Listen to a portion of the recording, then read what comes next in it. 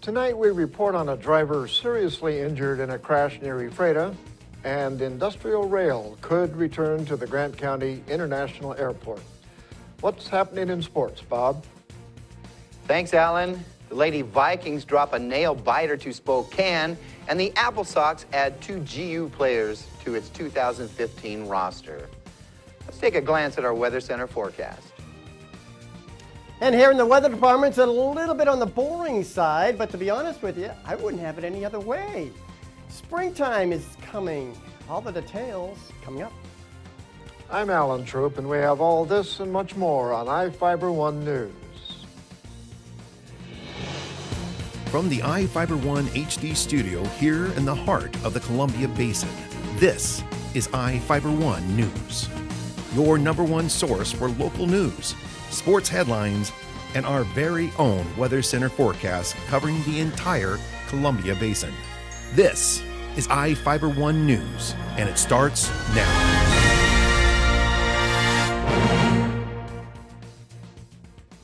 Moses Lake resident David Crowell was identified as the driver seriously injured in a crash Tuesday morning near Ephrata.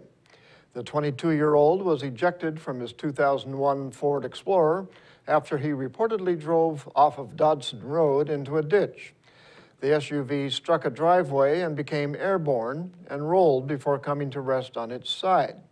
Crowell landed about 20 feet away from his vehicle in a field. A witness reportedly told Grant County Sheriff's deputies she was driving north on Dodson Road when the Explorer, also heading north, approached at a high rate of speed. The witness told deputies the man was conscious and walking after the crash, and she was able to get him to lie down before emergency personnel arrived.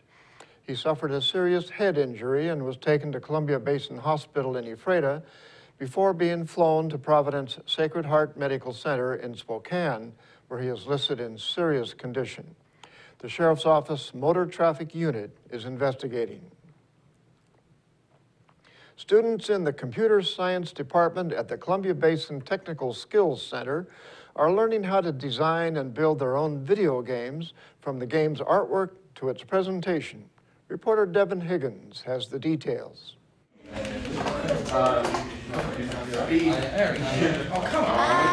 In most high schools, playing video games during class time is usually frowned upon. In the Columbia Basin Technical School's AP Computer Science Department, though, it's not only encouraged, it's mandatory. Sitting there animation. The program was designed in collaboration with the Redmond-based DigiPen Institute of Technology as a way to educate the next generation of computer software engineers and game designers. Students collaborate to design and build their own games, including the artwork, music, and presentation. Dr. Terry Pixley runs the department and says while students use games to learn, it's about much more than that. Well, actually, this is an AP Computer Science class. And I think that they had tried some things like this up at the high school, but you know, it's really hard because it's a difficult course. And so they had gone with DigiPen and they were working with a Project Fun. And yes, I know video games sound like all we do is sit here and play video games, but the focus is on learning how to code. Coding is the new literacy. It's the literacy of the future. So you can use this coding in a vast number of careers: engineering, medical, military, anything that requires a simulation. So yeah, they're learning video games, but they have to code those video games. These kids are going to be the makers of technology, not just the users of it. They can take this into college. They're getting their third-year math credit. They can get an art credit. They can get CTE credits. The sky's the limit in here. Moses Lake senior Sony Ramos said learning the foundations of game design is a challenge that's furthered her appreciations of the game she loves to play at home. At first, it was really tough, but then I got super excited because now I can actually do things, and even though it's not much and some people will just like put it to the side because it doesn't look like much at all and stuff, but actually it's pretty interesting because it's like you're making something out of nothing, and it's exciting. When you see those giant games, Battlefield and stuff, you're just like, oh my gosh, this would take forever. If I'm at my standing right now trying to make a giant game like that, it just blows my mind away. In Moses Lake, Devin Higgins for iFiber One News. And now we take a look at people being sought by law enforcement. This is Sheriff Tom Jones with the Grant County Sheriff's Office. Each of the people you see here have a warrant for their arrest. If you see any of these people, we ask you do not attempt to detain or apprehend them, but call us at 509-762-1160 or send us an email at crimetips@co.grant.wa.us. If the person is presenting a danger, call 911. With your help, we can bring these people to justice and make our community safer. Short break, we'll be right back. At Moses Lake Community Health Center, we have had the privilege to serve the local communities since 1978. What I like about working at this clinic more than any other clinic that I've worked at is the patient care. With the patient care team that we've assembled, it allows us to take care of as many facets of the patient and their family's needs. Please take the opportunity to experience the high-quality care provided at our clinics.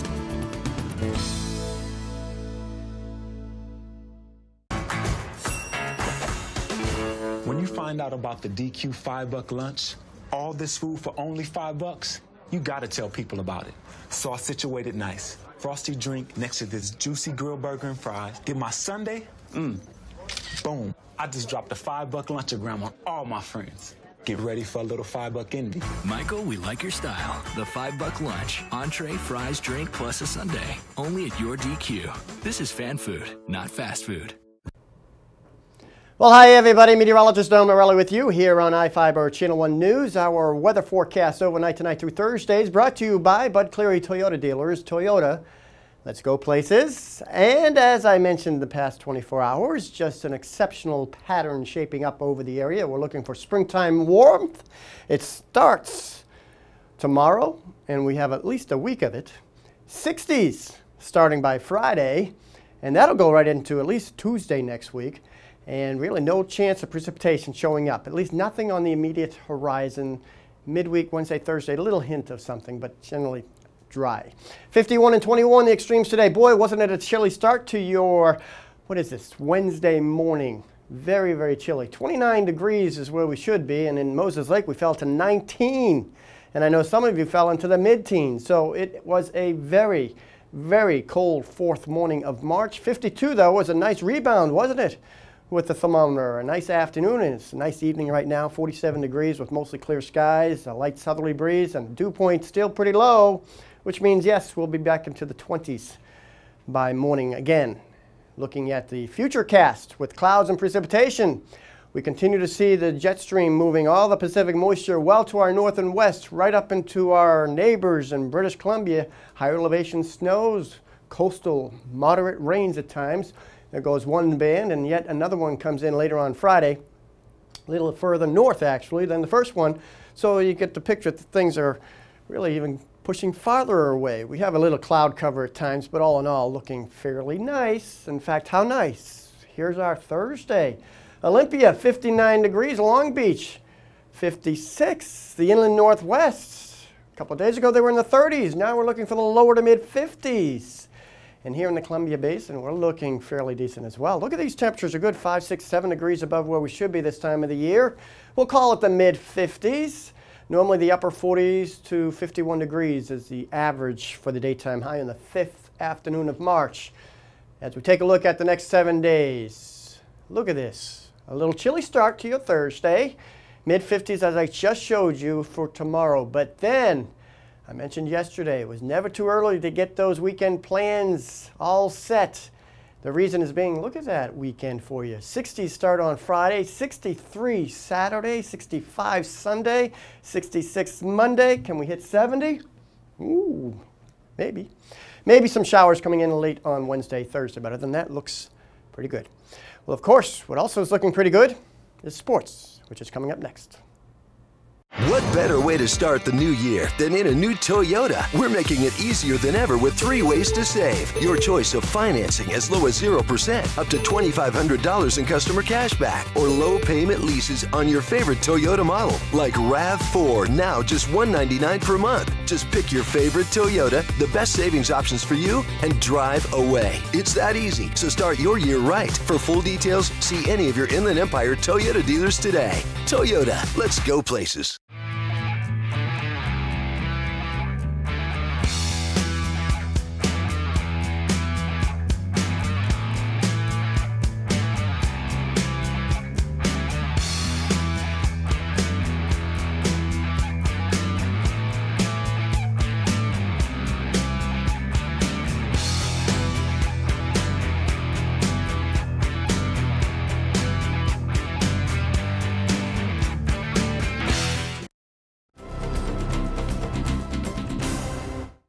The Lady Vikings dropped a gut-wrenching 59-58 game to Spokane to close out their season.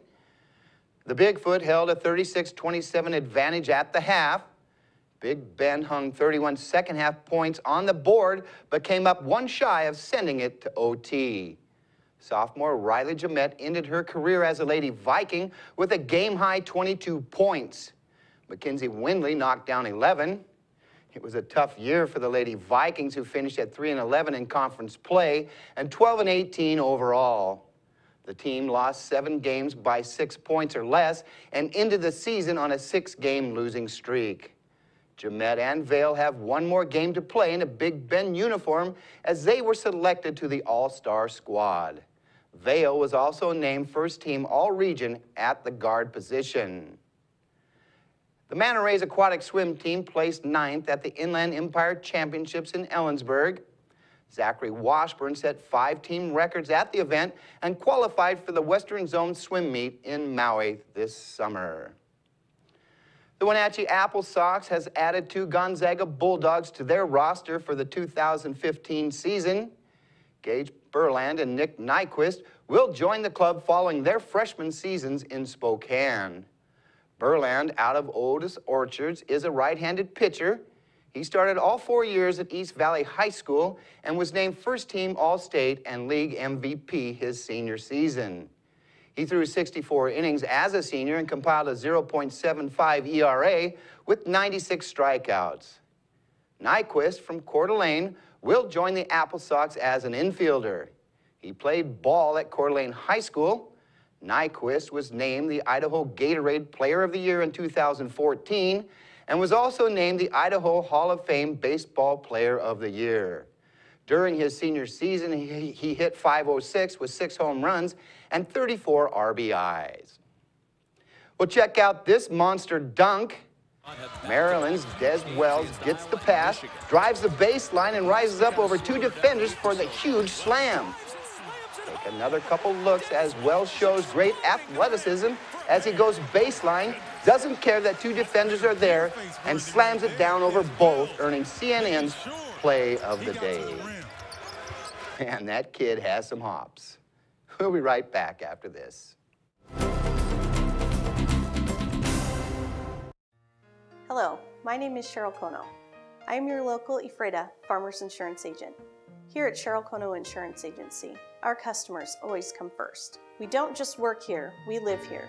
Please stop by the office, call, email, or Facebook me for a free auto, home, life, business, or farm and ranch quote today. We are insurance. We are farmers. Come in for a free quote today.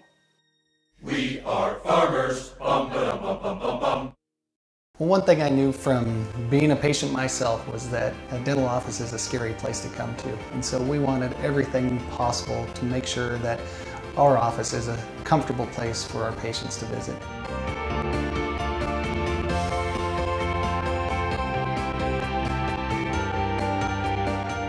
The patients that I have, my clients, have made me a part of this community, and we want to give back in every way possible.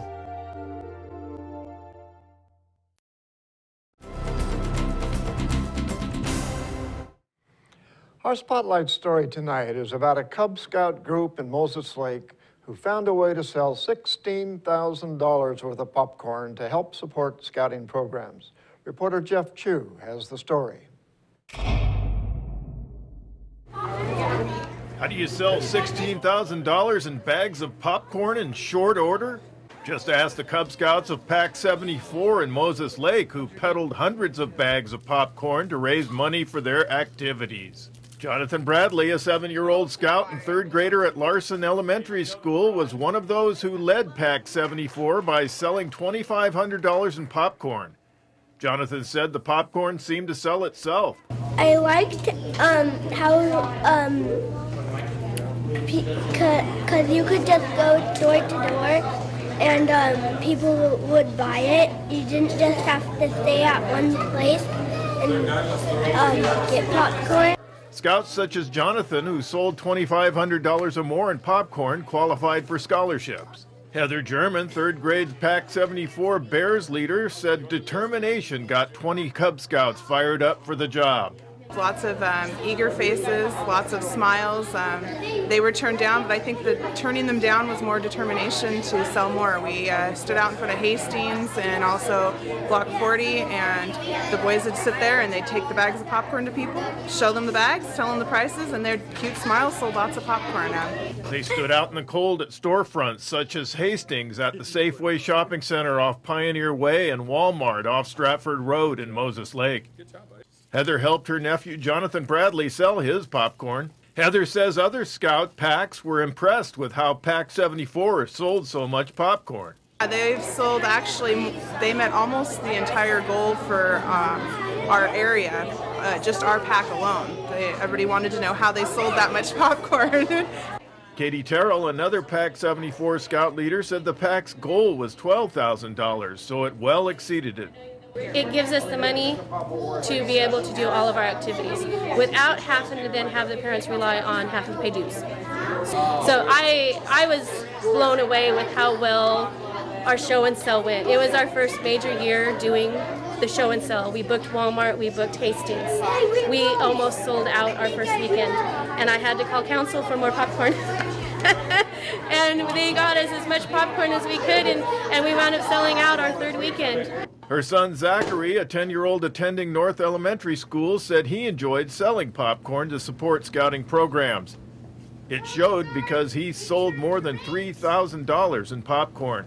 That's more than 100 bags and the most sold. I went around to people and asked them if they would like to support me, and also by doing show and sell, which is standing at buildings and asking people. Moses Lake Cub Scout popcorn of choice among those who sold it was caramel flavored, by the way. I'm Jeff Chu for iFiber One News. And we'll be right back after this. Have you been to iFiber1.com? The most up-to-date news in the Columbia Basin is just one click away. With news, sports, and weather, you can stay in the know with what's going on in your community. Read your news on the go by visiting iFiber1.com on your tablet or even your phone. Follow us on Facebook for quick updates and discuss the news with others in our area.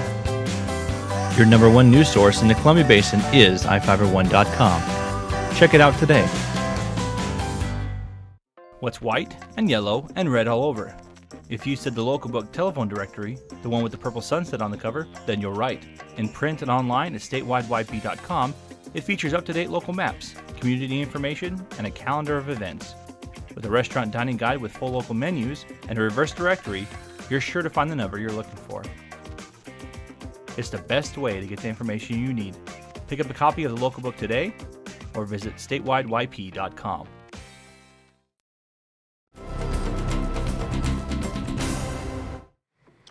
Welcome back. An appeals court overturned an Ephrata man's conviction for possessing child pornography because the police officer didn't advise him of his rights. The Washington State Court of Appeals ruled 2-1 a search that led to the conviction of Michael Budd was unconstitutional.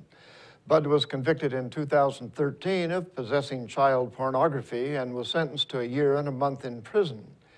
Judge George Fearing wrote for the majority, stating, viewing child pornography is a hideous crime, but the court must protect people's constitutional rights to be free of unlawful searches and seizures. In March of 2009, investigators asked to search his computer. Budd hesitated and was told they would get a search warrant. The appeals court ruled the officers didn't give Budd all of the warnings they should have before they entered his home, and since they didn't, the search violated Budd's rights. A man was allegedly caught stealing radio equipment from the KWWW radio tower on Monday morning north of Quincy. Kyle Schultz, a 30-year-old transient, was arrested by the Grant County Sheriff's Office for burglary, possession of stolen property, and possession of methamphetamine. Wenatchee-based Cherry Creek Radio called the Grant County PUD for assistance when they discovered their radio station was off the air.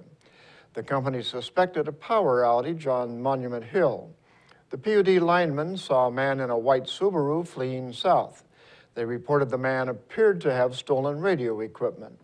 Schultz was arrested and roughly $10,000 of radio equipment was recovered. While being booked into the county jail, correction officers reportedly found he was in possession of methamphetamine. The Port of Moses Lake is one step closer to having industrial rail return to the Grant County International Airport. The Washington State Senate passed their $15 billion transportation package for improvements and programs for highways, public transit, and railroads on Monday. The package passed 27 to 22 and will be financed by an incremental 11.7-cent increase in the state gasoline tax over the next 16 years. The Port of Moses Lake stands to receive $20.9 million from the package for the rail project, which has been in the works since 1999. The transportation package is expected to face stronger resistance in the House, where Majority Leader Pat Sullivan, a Democrat representing Covington, said he will block its passage until the legislature addresses the issues with education. In Northwest news, an Oregon woman detained for months in Southeast Asia is finally coming home. Stacy Addison left East Timor on Tuesday. She has been detained there since September after she shared a taxi with a stranger carrying meth. Reporter Lyle Ahrens spoke with Addison's mother about her daughter coming home. Stacy's mom, Bernadette Caro, says she's known for several days that her daughter would be getting back her passport. We knew Friday, but the State Department said not to say anything until she actually left and was on the plane, which was good with me. I just wanted to see her on that plane. Carol got a call from her daughter just before takeoff. She sounded very good. She was very happy to be on her way. An embassy staffer called a short time later. Called me the minute it took off, and he said, the plane is taken off, she's in the air, and she's on her way. Caro says while she preferred to have her daughter home sooner, the timing was good. She almost traveled to East Timor to be with Stacy. If nothing happened by first week of March, I was just going to go. And then it happened, so I'm glad I held off. Caro says her daughter spent last night in Singapore.